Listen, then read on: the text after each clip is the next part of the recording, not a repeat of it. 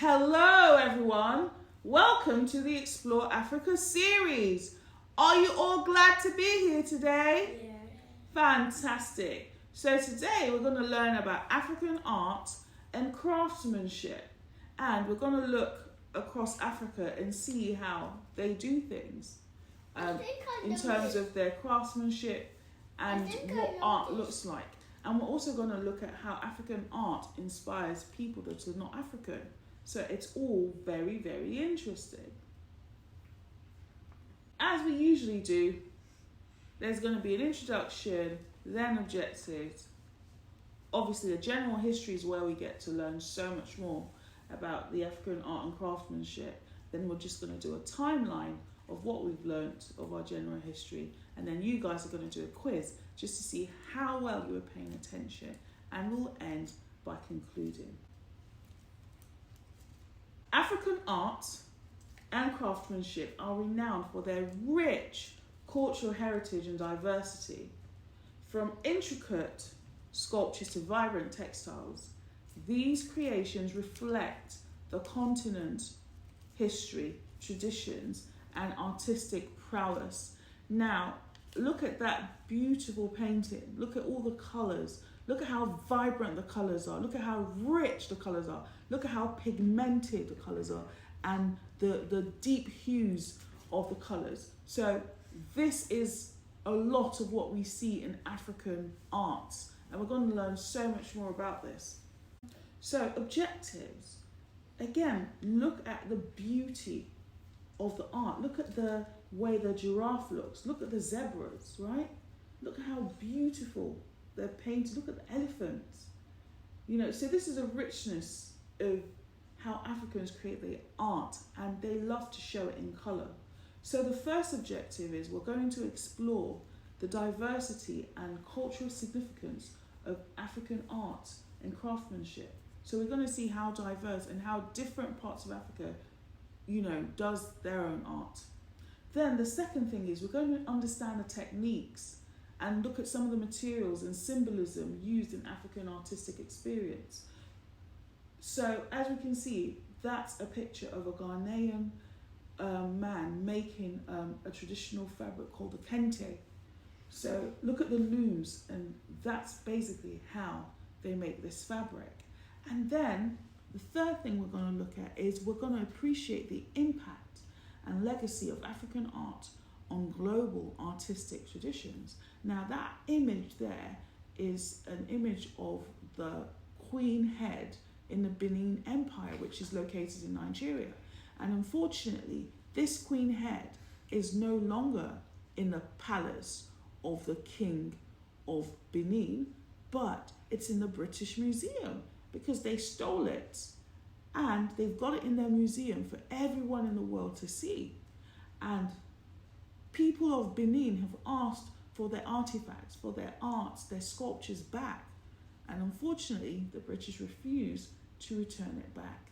So that Queen head is very famous. The minute you see it, it's so distinct. This one? Yes. And do you know the material it's made from? Looking at the colour. Can you guess? Fantastic. And Missy's right. What were you going to say? I was going to say elephant. Tusk. Really good. It's ivory. It's made of ivory. It's a beautiful, very intricate design. And if you look at the top of her head, right, it's got little tiny figures of people on it, right? It's so detailed. And unfortunately here you can see that there's damage. That damage probably occurred maybe in transit or something. And what about the line on her head? I don't know what those, they could be like tribal marks. I don't know why it's so deep in her head. I just don't understand that. Is it trying to showing her if she's the second queen? No. And actually, I think what's on her head might actually even be a crown because of the level of detailing on there as well. But it's such intricate design, intricately done. Even look at the lips, look at the nose, look at the eyes. Very, very detailed. And remember, the people that did all these designs, they did it like a long time ago. That it'll be interesting to know what kind of tools they use, but unfortunately, we don't have access to that information. So, diversity of styles, right? So, African art encompasses a wide range of styles, from masks and sculptures to paintings, textiles, and pottery, varying across regions and cultures. Okay, so the image that you see there is a Yoruba sculpture. Okay, so African sculpture generally encompasses just a vast array of styles, from elongated figures of the Lobi people to the intricate wood carvings of the Yoruba people. And that's a carving there that we see from the Yoruba tribe, which is located in Nigeria. Now, does anybody know what that carving is showing? A woman that's got her baby wrapped around her Yeah, back. Fantastic. She's trying to cook or something. Fantastic. So she's got her baby on her back, which is something that's common amongst African women. They tend to carry their babies on their back, and it's actually very good for babies. Baby's close to the mother. It's got its mother's warmth next to it, so that is very calming for the baby. And look at her hair. See, her hair's done all the way up, and even the carving is showing the detailing of the cornrows that are on her hair.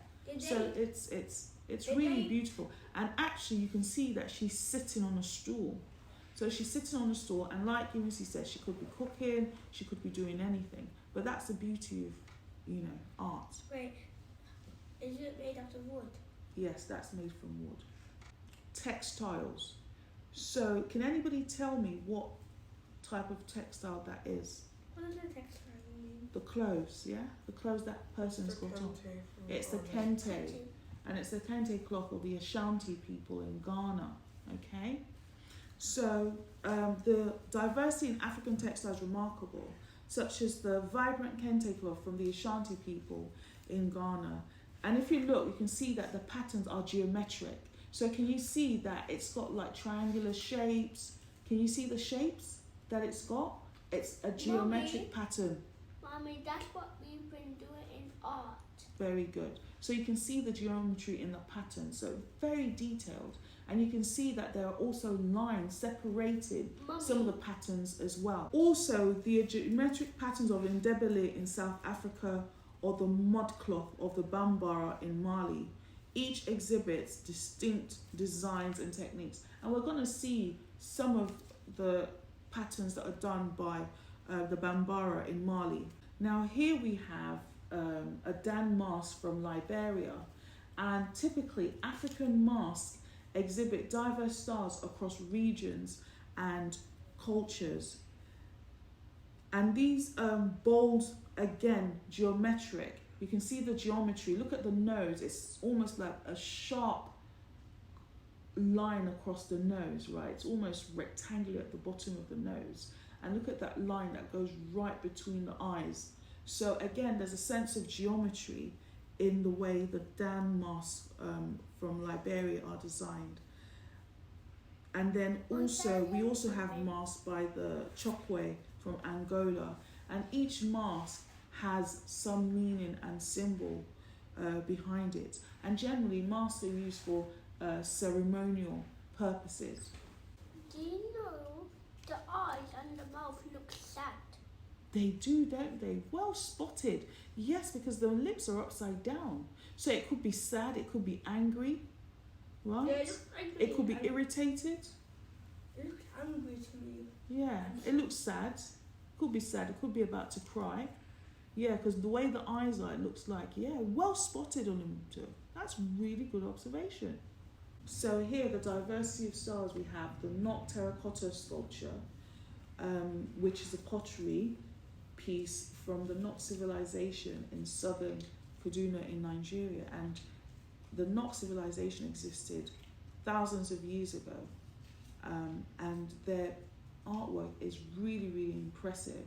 Again, look at the detailing on the head, look at the eyes, look at the lips, look at the nose, right? Even look at the chin, and look at the stuff that he's got around his neck. So there's just a level of detailing, and to think that this was made from clay.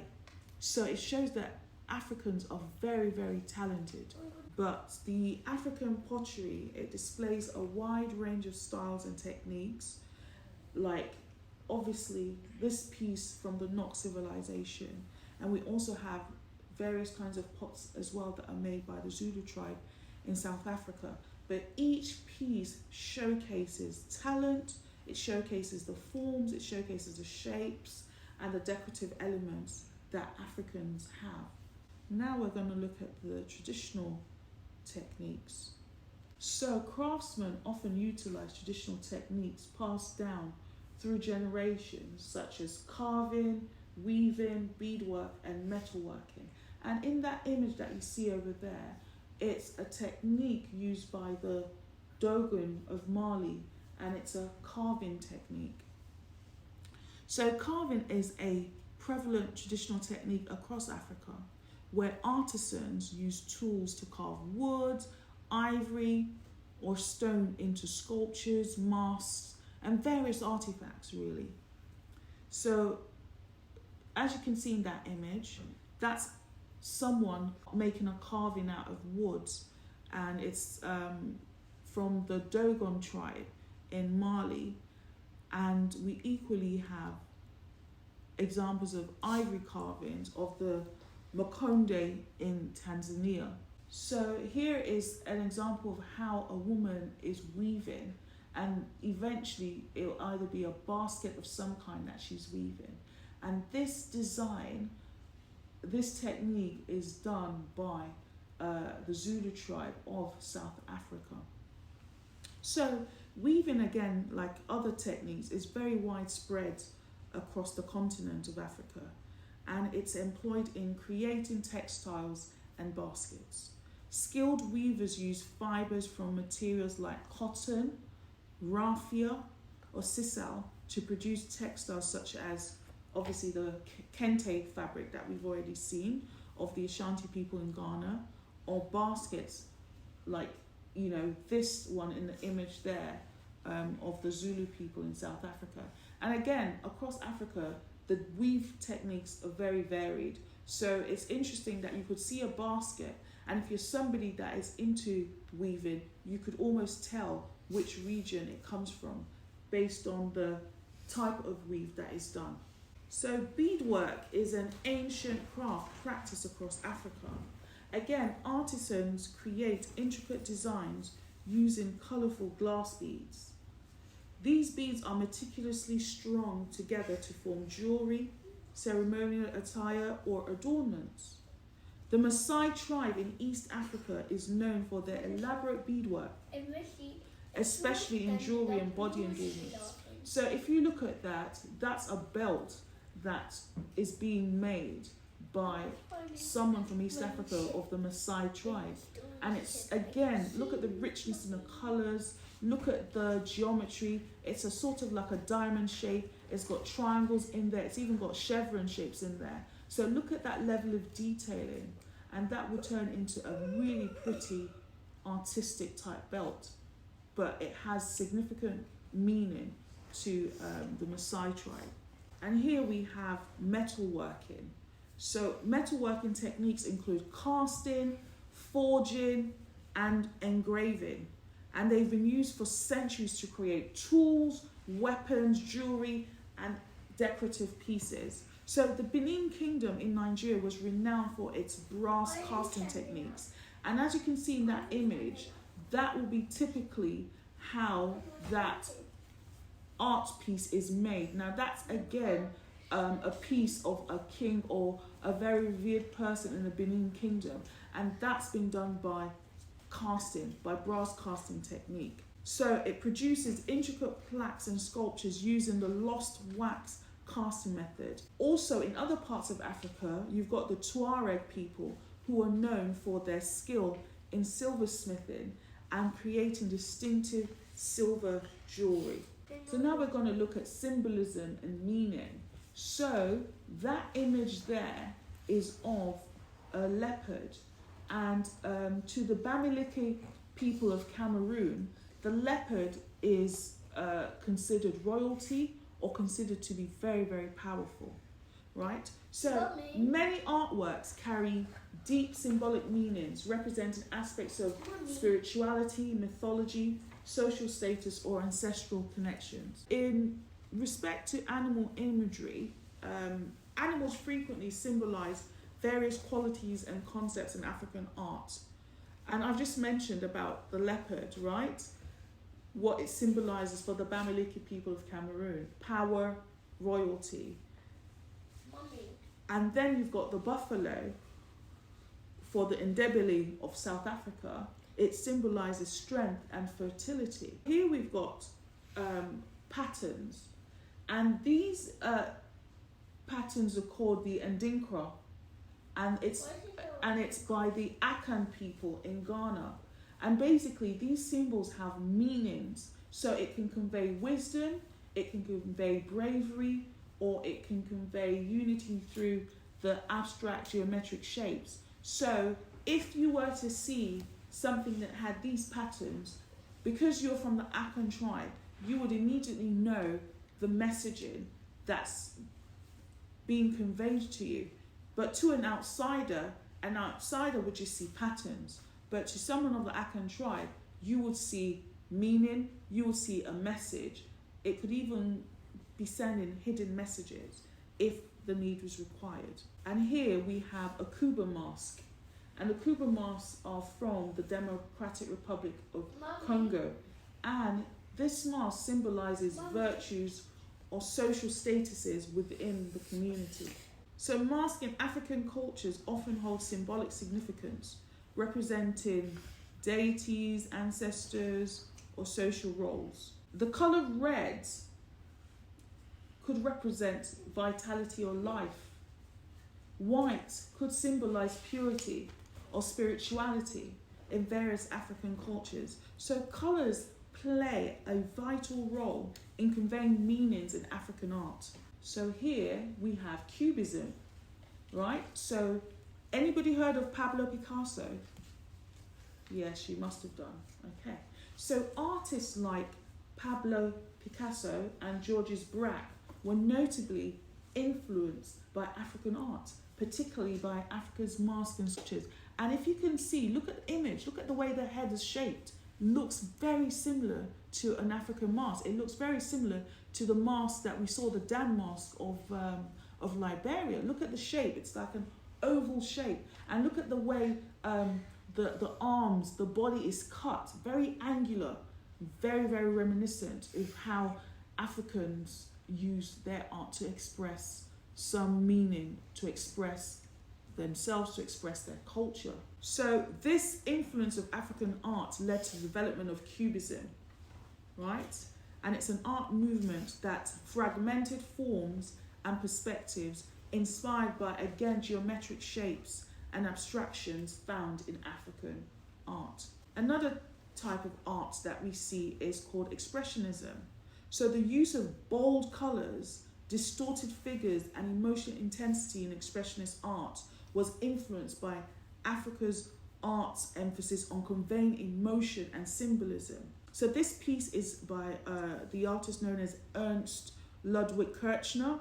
That's his painting over there. And also Emil Nold. They drew inspiration from African masks and, again, sculptures. And if we can look at the richness in those colours, look at the deep hues as well. So African talent is being used as a source of inspiration from people that are not even African. Here we have Fauvists or Fauvism. So Fauvist artists such as Henri Matisse and André Derain were influenced by African art's vibrant colours and bold forms. This influence is evident in their use of intense, non-naturalistic colours to evoke emotional responses in their artwork. Now, when you look at that image, what do you get a sense of? I feel like there's a sense of you don't know what to expect. There's just so many elements to it, but it's conveying some deep emotion. So you can't just help but look at that and be struck by something, whether it's bizarre, whether it's odd, but it invokes some kind of feeling. And again, these people were inspired by African art, African sculpture, Africa's style of doing things. And here we have a final one of primitivism, right? So the idea of primitivism in modern art, embracing the raw, instinctual, drew inspiration again from African arts, perceived authenticity and purity. So you have artists like Paul Gauguin and Amedeo Modigliani incorporated elements of African art, particularly in their portrayals of human figures and faces.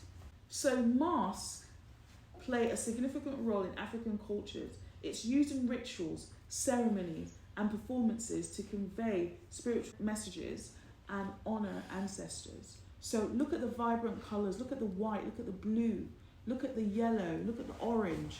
See how vibrant those colours are. So we've already looked at the Dan mask of Liberia. There's also the Gule Wamkulu mask of Malawi. So the Gule Wamkulu masks are worn by members of the Chewa tribe during traditional ceremonies. Then we've also got the Pending mask of the Democratic Republic of Congo. Pending masks come in various styles and are also used in initiation ceremonies, celebration and storytelling. We've got the Gelede mask of the Yoruba, Nigeria and Benin people. Gelede masks are used in elaborate ceremonies honouring the power of women. So we see that masks are very important culturally amongst African people. Now we come to textiles and adornments. Remember I said when we were looking at kente fabric and we saw how the geometric patterns are, and I said we're going to look at the mud cloth. So the mud cloth is from the people of Bambara of Mali, right? And again, look at how geometry plays very important role in even their textiles, right? So you can see how mathematical, how analytical African people are, that even in their fabric, it shows. Look at those shapes, right? Look at it, look at the triangles, look at the dots, right? Look at those continuing shapes, like going up and down, like it's almost like steps, right? So very important. And then look at how they've used colour, complementary colours, right? So really beautiful mud cloth. And it's a traditional textile crafted by the Bambara people of Mali. It involves a unique dyeing process using fermented mud and plant-based dyes to create geometric patterns and symbols. Mud cloth is worn as clothing or used for interior decoration, symbolizing cultural heritage and storytelling. Then we've looked at beadwork by the Maasai, so we're not going to look at that in detail. But what we're going to look at now is we're going to look at fabric called adire. And adire is a traditional textile craft from the Yoruba people in Nigeria, and it's characterized by its indigo dyed designs. What's interesting is usually adire is usually this color, but now modern times people are using vibrant colors. So adire is no longer this one color anymore. There are more colors that are being introduced. But if you look at the adire design, look at all the patterns, various patterns, right? And it's stunning. Adire is a traditional textile craft from the Yoruba people in Nigeria, characterized by its indigo dyed designs. It involves resist dyeing techniques where artisans use various methods like tying, stitching, or using starch paste to create patterns on the fabric before immersing it into the indigo dye. One common technique with adire is the creation of adire eliko. In this process, artists use cassava starch or other substances to hand paint intricate designs onto the cloth. The painted areas resist the dye, creating contrasting patterns when the fabric is dyed in indigo. These textiles are often used for clothing, wrappers, or ceremonial purposes, and the designs may hold symbolic meanings or reflect the cultural heritage of the Yoruba people. So if you've noticed something, when Africans do things, it has to have meaning. Things are not just done randomly. So they just don't create random patterns.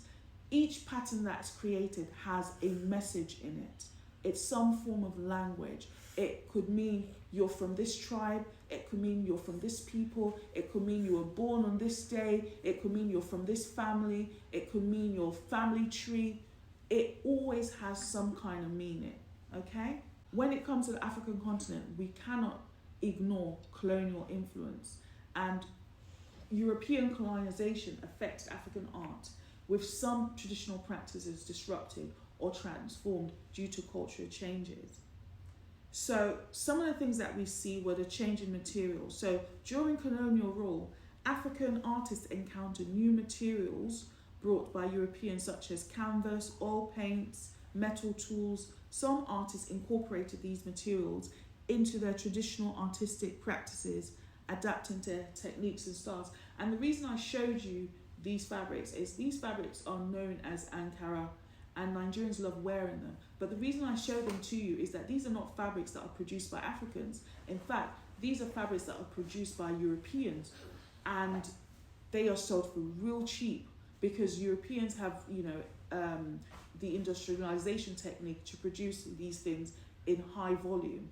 And sometimes they're called Holland wax, they're called other things, but Nigerians and Africans buy these things and use them as their fabrics. So this is an introduction that probably came through colonialism. So again, due to the colonial influence, they're like shifting themes and subject matter. So colonialism altered the themes and subject matter of African art. Some artworks began to depict colonial rule, resistant movements, or cultural changes influenced by European ideologies and values. And then again, there was the commercialization of the art. So colonial powers encouraged the commercialization of African art, often promoting specific styles or motifs that appealed to European tastes. And this led to the production of art objects specifically for the sale to colonial officials, tourists, and collectors. And then we also see that another impact of colonial influence was art as cultural identity. Despite colonial influence, African artists continue to use art as a means of asserting cultural identity and resisting cultural assimilation. Some artworks became tools for preserving traditional practices, rituals, and stories amid the changes brought about by colonization. So here we're going to come to contemporary art. So mixed media art. So many contemporary African artists utilize mixed media, blending traditional techniques with modern materials and technologies. For instance, artists like El Anatsui use discarded materials, right, like bottle caps, and transform them into large-scale sculptures addressing issues of consumption and waste. So look at that image. That's like a 3D image, and that's all things that people have thrown away. So this artist has decided to use things that people have thrown away to make a statement. So that's the beauty of art. Here we have installation art. Some African artists create thought-provoking installation pieces. For example, Yinka Shenibare's works, such as the swing after Fragonard, incorporate elements like vibrant fabric. Look at that. Look at that piece, and it's like, you can see it's almost like a woman's leg, right? And then look, her slippers in the air, to explore themes of identity, colonialism, and globalization, right? So again, these are African artists showing the impacts of colonialism, the impacts that these things have had on their way of thinking, on their way of looking at the world. And there's nobody that will walk past that piece that will not look twice. You'd be fascinated, you want to know more. Like, if her leg's there, where's her head, right? What kind of outfit she wearing, right? Why is she on a swing or hanging from a tree? You'd want to know. You know, this is what art does. It makes you stop and pay attention. It makes you ask questions. Then we have like performance art. So contemporary African artists engage in performance art using their bodies as mediums for storytelling and social commentary. So we have artists like Cleopatra, Ruger challenge societal norms and explore issues of gender and identity through their performative works. And also we have digital and video art. Many contemporary African artists explore digital and video art to express their perspectives, right? So artists like Theo Eshetu create immersive video installations that explore cultural history, and globalization using digital technology as a medium. So that art piece was all done digitally. So he's done that on the computer. But that's the beauty of art. As long as you're an artist, as long as you're creative, you will always create. It's just the tools that you use that change, right? Now we come on to the area of cultural preservation. So here we see that institutes like the National Museum of African Art in Washington, D.C. and the British Museum in London showcase stolen African artworks. And I say stolen because they took it from Africa and refused to return it back. And as long as the people that own it didn't give it to you, you stole it. So if you go to the British Museum, you will see a lot of pieces from Africa. Community initiatives, like various community-driven initiatives across Africa, aim to preserve cultural traditions and art forms. These include workshops, educational programs, and cultural festivals organized within local communities to pass down traditional artistic techniques and knowledge. And also we see that there's a lot of conservation efforts that focus on restoring and preserving deteriorating artworks, ensuring their longevity. So conservationists and experts work to repair and protect valuable artifacts, sculptures, textiles and paintings, safeguarding them from damage or decay. And then there's the aspect of documentation and research and keeping how it's either created, how it's made, keeping that documented. We have to thank researchers and scholars who conduct extensive studies and documentation of African art, documenting cultural practices, techniques, and historical contexts. And here we have art as an identity. So art forms like traditional dances, storytelling through masks or intricate textiles are passed down through generations, maintaining cultural identity. So as you can see in that image,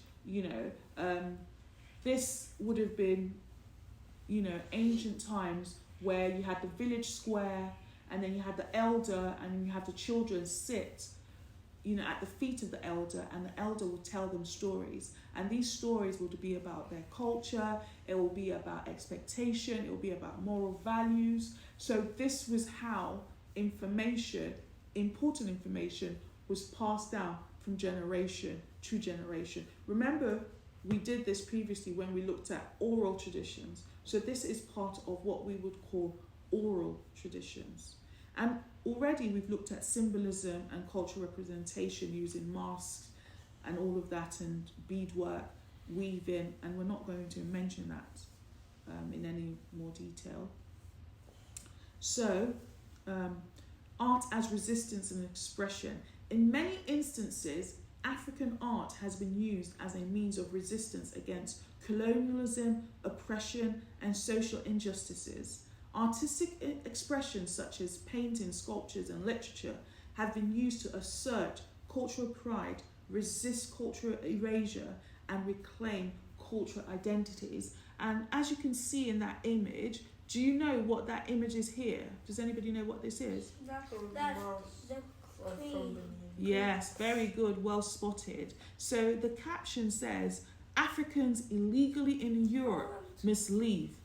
African objects illegally in Europe must stay. Does anybody know what that means? Saying that they want the stolen objects to stay, but Africans that are immigrants and don't have documents, they want them to leave. Exactly. So can you see the irony in that? You don't want the African people, but you want the African art. You say the people are illegal, but then you say the art that was stolen is not illegal. Do you see how that just doesn't make any sense? And then the Queen is saying, in captivity since 1897, British Museum. That ivory head is in the British Museum. So community and social identity. Art often serves as a unifying force within communities, reinforcing shared values, traditions and beliefs. Participating in communal art activities such as creating traditional masks or pottery strengthens social bonds and a sense of belonging, fostering a collective cultural identity. So now we have the timeline. So ancient times. Art and craftsmanship have existed in Africa for thousands of years, and they've been seen in rock paintings and carvings dating back to ancient civilizations. During the colonial period, European colonization disrupted some artistic traditions, but also introduced new materials and techniques.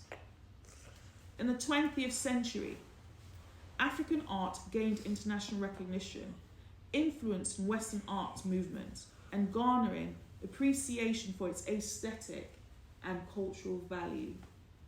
And in the contemporary era, modern African artists continue to innovate and preserve cultural traditions while addressing contemporary themes. And now we get to the quiz. Question 1. What materials are commonly used in African beadwork? A. Wood. B. Glass beads. C. Clay. Question 2. What technique did the Benin Empire use to make sculptures? A. Banging metal. B. Brass casting. C. Grinding wood. Question 3. Which famous European artist was influenced by African art? A. Leonardo da Vinci. B. Vincent van Gogh. C. Pablo Picasso. Question 4. Which region of Africa is famous for the kente cloth? A. East Africa. B. West Africa. C. Southern Africa. Question 5. What is the role of African art today? A. People don't care. B. Preserves cultural heritage and identity. C. Light by a few artists. All right, answers.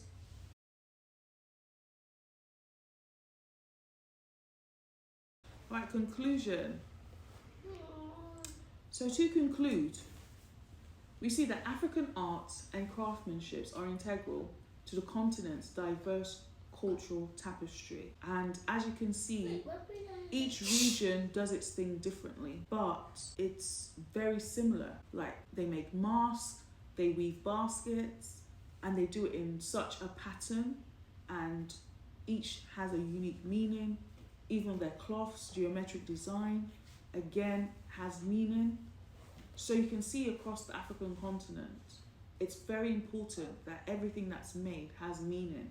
These artistic expressions continue to captivate audiences worldwide through their symbolism, techniques, and historical significance. As we saw, a lot of European and foreign artists inspired by African talent and incorporate African art into their own way of creating their own art. Finally, African arts and craftsmanship serve as a testament to Africa's rich heritage and creativity.